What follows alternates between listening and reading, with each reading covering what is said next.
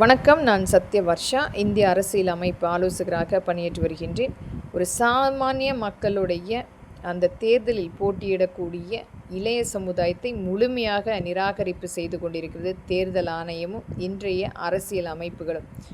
ஒரு பணக்கார வர்க்கங்களாக நின்று கொண்டிருக்கும், அதிலும் அண்ணா பல்கலைக்கழகத்தில் நடந்த அநீதிக்கு அந்த பெண்ணை சீரழித்த நடிகர் உதயநிதி, சினிமாவின் வர்க்கம், அரசியல் அமைப்பின் முழுமையாக ஆளுமை, ஒரு மிகப்பெரிய அளவில் இவர்களுடைய ஒரு ஆதிக்கமாக மட்டுமே அரசியல் அமைப்பை பார்த்து கொண்டிருக்கிறோம். மறுபக்கம் இந்த டிவிகேவினுடைய தலைவர் 41 பேர் உயிரிழந்ததற்கு காரணமான முதல் குற்றவாளி.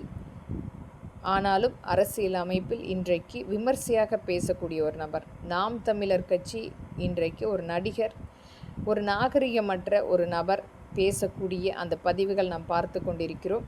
மற்றும் இந்த மார்ட்டின் குடும்பம் ஒரு பணக்கார குடும்பத்தினுடைய ஆதிக்கமாக பார்த்து கொண்டிருக்கிறோம். இவர்கள் அனைவருமே இனி வரும் காலங்களில் இந்த நடிகர் சமுதாயமும் பணக்கார வர்க்கங்களும் எந்த விதத்திலுமே தேர்தல் நீக்க முழுமையாக தடை விதிக்கப்பட வேண்டும். ஒரு சாமானிய ஏழை எளிய மக்களுக்கு கிடைக்க வேண்டிய வாய்ப்புகளை இவர்கள் தட்டி பறித்து கொண்டிருக்கின்றார்கள். விமர்சையாக விளம்பரம் செய்தும் பணத்தை மிகுதியாக செலவழித்து கொண்டிருக்கின்றார்கள். ஆனால் ஒரு தொகுதியில் 5 ஆண்டு முழுமையாக உழைத்த ஒரு இளைய சமுதாயம் இன்றைக்கு சுயாட்சியாக நிற்கின்ற அந்த வாய்ப்பை இழந்து கொண்டிருக்கின்றார்கள். ஒரு முன்மாதிரியாக அவர்கள் வருகின்ற அந்த இடத்தில் நிராகரிப்பு கிடைத்து ஒரு மிகப்பெரிய அளவில் அந்த இளைய சமுதாயம் சீரழியக்கூடிய சந்தர்ப்பத்தை இந்த பணக்கார வர்க்கமும் இந்த திரைப்படம் சார்ந்த நபர்களும் ஏற்படுத்தி கொண்டிருக்கின்றார்கள்.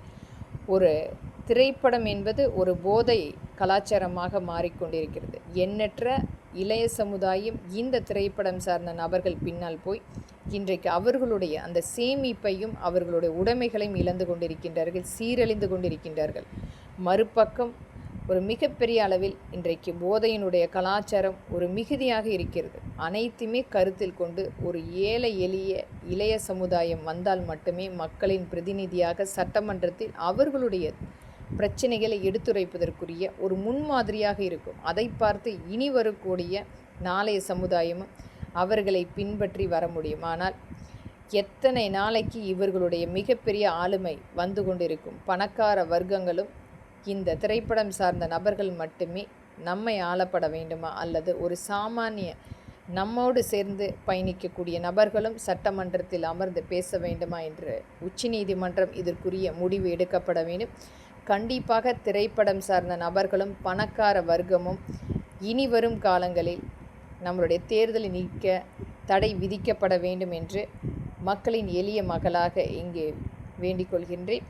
அதுவும் நம்மளுடைய தலைவர்கள் அனைவருமே மக்களுக்காக கொடுத்து சென்றவர்கள். முன்மாதிரியாக இன்றைக்கும் ஒரு மிகப்பெரிய அளவில் சான்று மக்களிடத்தில் இருக்கிறது.